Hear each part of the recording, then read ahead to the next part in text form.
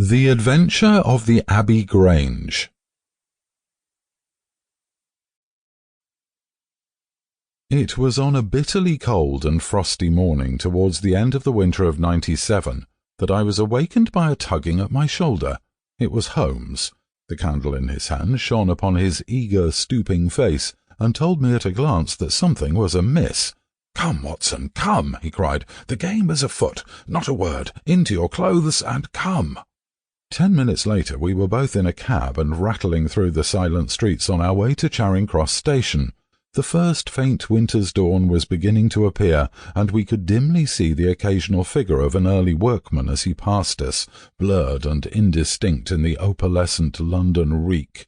Holmes nestled in silence into his heavy coat, and I was glad to do the same, for the air was most bitter and neither of us had broken our fast. It was not until we had consumed some hot tea at the station and taken our places in the Kentish train that we were sufficiently thawed, he to speak and I to listen. Holmes drew a note from his pocket and read aloud.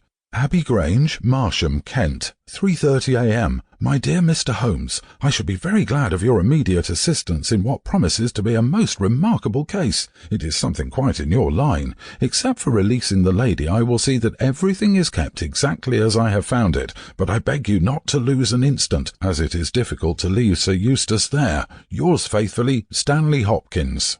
"Hopkins has called me in 7 times, and on each occasion his summons has been entirely justified," said Holmes. "I fancy that every one of his cases has found its way into your collection, and I must admit, Watson, that you have some power of selection which atones for much of which I deplore in your narratives. Your fatal habit of looking at everything from the point of view of a story instead of as a scientific exercise has ruined what might have been an instructive and even classical series of demonstrations. You slur over work of the utmost finesse and delicacy in order to dwell upon sensational details which may excite but cannot possibly instruct the reader."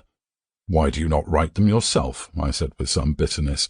"I will, my dear Watson, I will. At present I am, as you know, fairly busy, but I propose to devote my declining years to the composition of a textbook which shall focus the whole art of detection into one volume. Our present research appears to be a case of murder."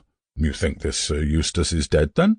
"I should say so. Hopkins' writing shows considerable agitation, and he is not an emotional man. Yes, I gather there has been violence, and that the body is left for our inspection. A mere suicide would not have caused him to send for me. As to the release of the lady, it would appear that she has been locked in her room during the tragedy."